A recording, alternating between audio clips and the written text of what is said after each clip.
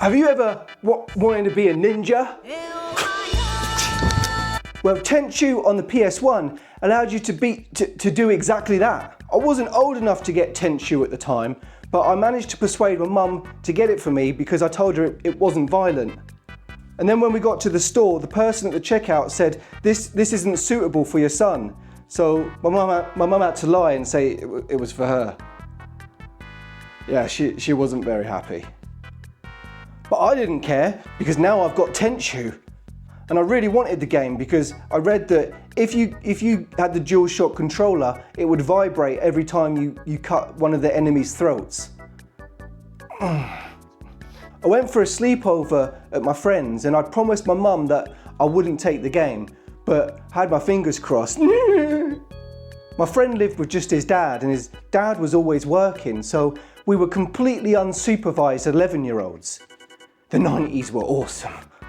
But we got to play the heck out of that game, and we got to be complete and utter ninjas, stealthing through, doing backstabs and all manner of ninja-y stuff.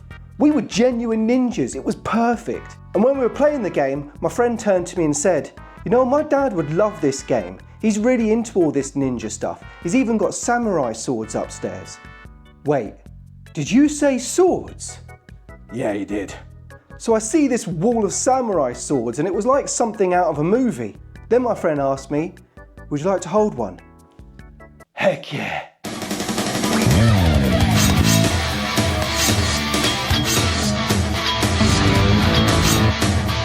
Do you know how cool it is to hold a samurai sword? You suddenly feel like you've got the power of Grayskull in your hands. Now don't worry, we weren't stupid. We didn't go around starting to have sword fights or something. We just cut up fruit.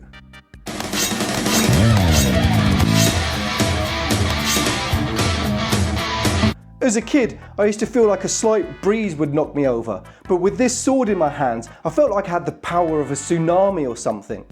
Then we played with the ninja stars. I was so good at throwing these, I mean like real good. Every time I would throw them into the dartboard, they'd stick right into the bullseye, no lie. All we could think was that we were ninjas. Then my friend said, "I'll put an apple on my head and then you throw the star into it." Seemed like a good idea at the time, but when you put danger into the mix, something just seems to get in your head. I don't know what happened, but I think my friend started to second guess the whole thing.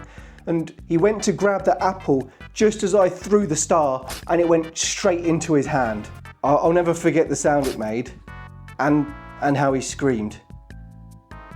Yeah, we knew we were in big trouble at this point, but we didn't know what to do, so my friend just sat on his couch with the star sticking out of his hand, and we just waited for his dad to come home.